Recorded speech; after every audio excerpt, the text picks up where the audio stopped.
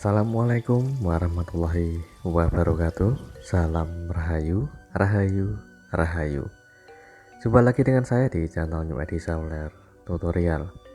Di kesempatan kali ini ada servisan handphone yaitu Xiaomi Redmi 8 Pro, yaitu dengan kerusakan LCD-nya terlepas dari frame teman-teman. Dengan kondisi seperti ini, handphonenya sudah tidak bisa menyala, alias LCD-nya tidak tampil. Karena ada bagian fleksibel LCD, setelah saya coba untuk cek menggunakan senter, itu bagian fleksibelnya robek teman-teman.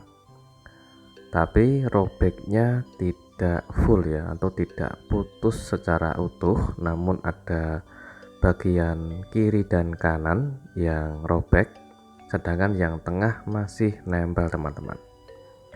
Apakah LCD ini masih bisa diperbaiki atau tidak?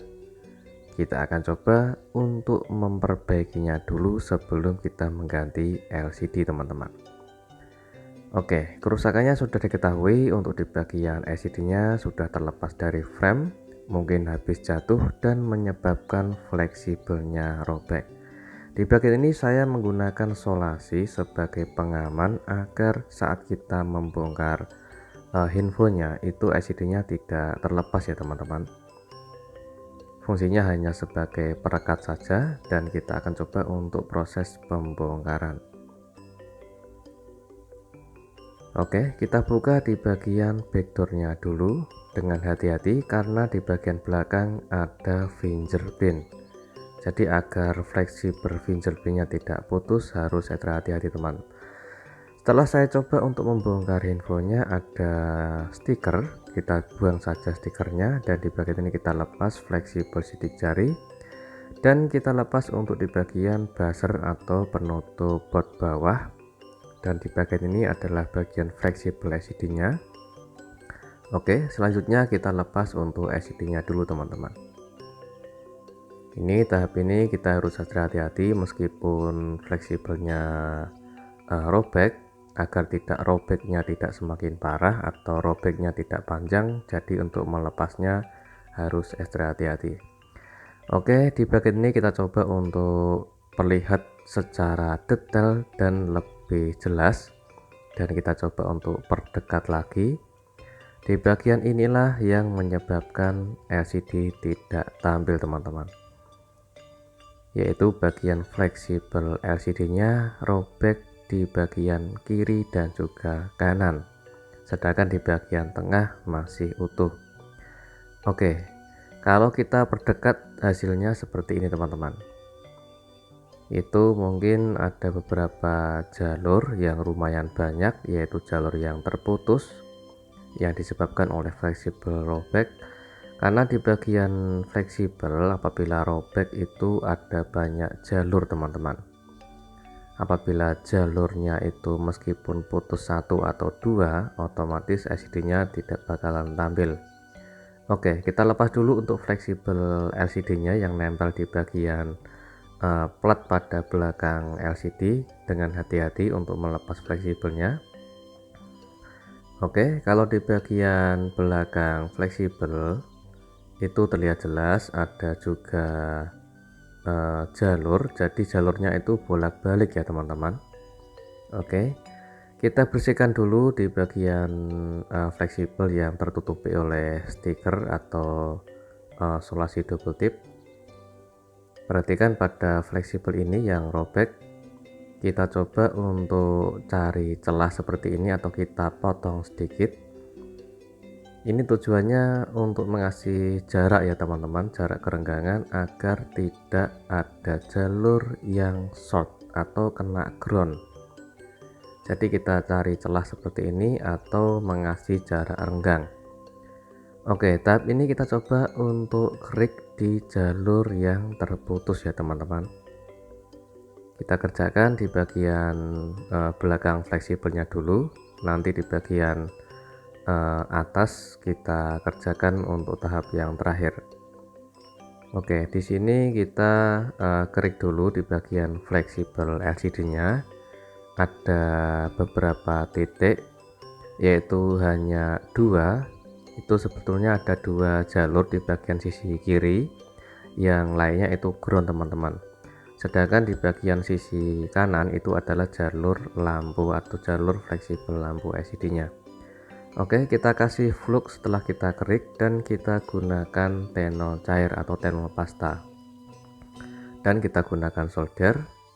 Dengan hati-hati kita kasih tenol secukupnya saja teman-teman. Setelah itu kita bersihkan dan kita kasih flux, dan kita gunakan untuk kawat jumper.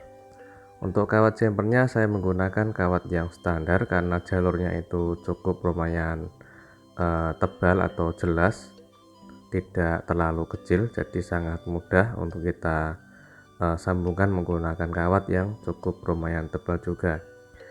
Untuk kawat yang tebal itu tujuannya agar tidak mudah putus di bagian samping ya teman-teman, karena untuk di bagian samping itu sering terlipat saat kita proses pemasangan LCD, jadi harus hati-hati dan kita bisa menggunakan kawat yang agak lebih tebal sekaligus untuk sebagai penguat fleksibel ya teman-teman. Di bagian sisi ini kita sambungkan, ini adalah bagian jalur fleksibel lampu LCD teman-teman. Di situ terdapat ada 3 jalur, sedangkan untuk di bagian yang ujung itu ujung yang kecil itu adalah bagian yang ground. Kita bisa menyambungkan sebagai pengaman atau memperkuat fleksibelnya. Tidak disambungkan juga boleh teman-teman. Dan lanjut kita gunakan untuk cairan PCB, yaitu adalah cairan lampu UV, maksud saya cairan UV teman-teman, atau lem UV buat pelapis yaitu PCB. Kita bisa menggunakan cairan UV sebagai pelindung dan agar tidak mudah putus teman-teman. Untuk mengeringkannya menggunakan lampu UV ya teman-teman. Dan kita kerjakan di bagian fleksibel yang terutama, yaitu di bagian atas. Kita kerik dulu karena di bagian fleksibelnya itu tertutupi oleh cat warna hitam, dan juga itu adalah tertutup oleh ground. Sedangkan yang ini adalah alat yang saya gunakan, hanya menggunakan Microsoft manual, dan saya taruh ke atau tempelkan ke handphone Samsung S8, sekaligus saya buat merekam bikin konten atau bikin tutorial teman-teman. Jadi jaraknya sangatlah dekat, enggak sampai 10 cm, jadi ekstra teliti dan terutama ekstra sabar teman-teman.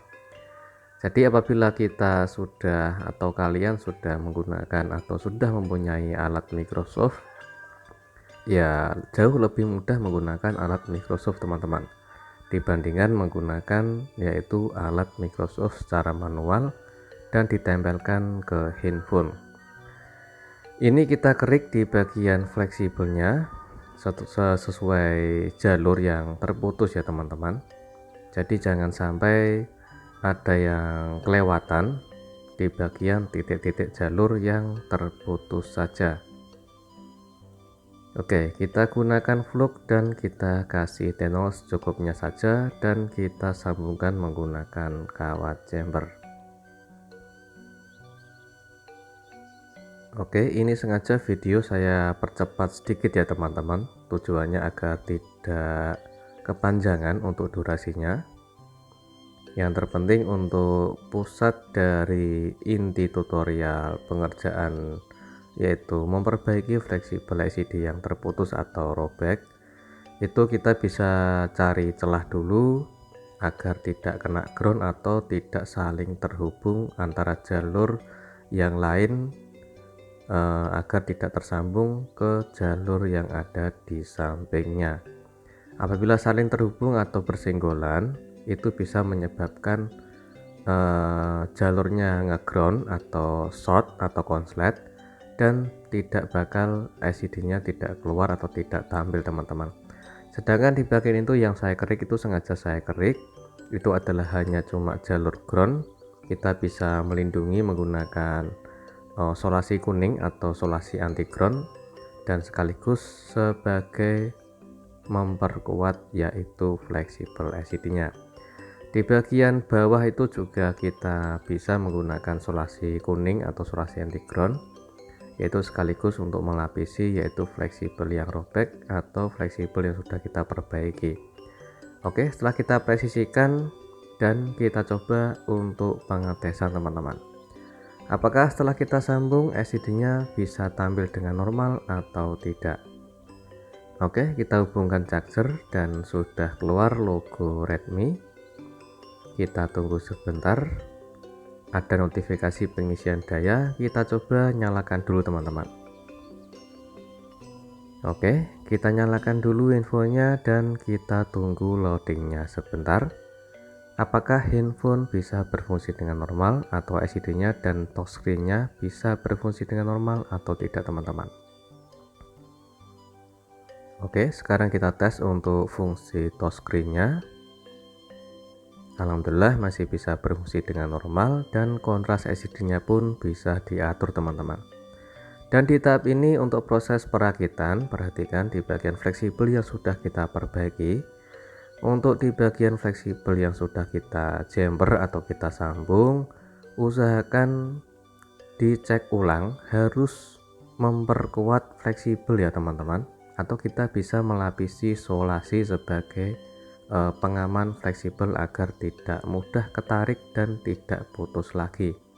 Di bagian ini kita bersihkan dulu untuk di bagian sisa-sisa kotoran atau sisa lem di bagian frame sebelum kita memasang LCD-nya. Dan di bagian ini saya menggunakan lem untuk pengeliman, yaitu di bagian sekeliling kaca touchscreen, dan kita presisikan LCD-nya teman-teman. Oke, setelah kita presisikan, perhatikan di bagian itu adalah bagian yang sangat rentan, jadi harus hati-hati saat kita merakitnya teman-teman. Oke, selanjutnya kita coba untuk merakitnya sambil kita cek dulu masih tampil LCD-nya setelah kita rakit. Oke, sambil kita menunggu lemnya kering untuk perakitan pemasangan LCD, sambil juga kita bisa merakit total, yaitu tujuannya untuk mempersingkat waktu pengerjaan. Oke, kita pasang untuk fleksibel sidik jari atau fingerprint, dan kita pasang untuk buzzer di bagian penutup baut bawah, dan sekrupnya jangan sampai lupa untuk pemasangan semua, dan kita bersihkan sisa-sisa lem yang terdapat di bagian samping LCD. Oke, ini adalah hasilnya. Kita coba koneksikan charger lagi dan masih tampil LCD-nya. Kita tunggu sebentar, masih masuk dan koneksi notifikasi pengisian daya baterai normal, dan kita coba untuk nyalakan handphonenya teman-teman. Oke, handphone sudah loading. Kita coba untuk pengetesan ulang di bagian fungsi touchscreen-nya dan juga kontras layar LCD-nya. Oke, alhamdulillah untuk di bagian fungsi touchscreen sangat nyaman digunakan, dan LCD-nya pun masih bisa berfungsi dengan normal. Kita cek di bagian fungsi kamera depan dan kamera belakang. Alhamdulillah untuk fungsi kamera belakang dan kamera depan bisa berfungsi dengan normal, dan jumpa lagi di tutorial berikutnya. Assalamualaikum warahmatullahi wabarakatuh.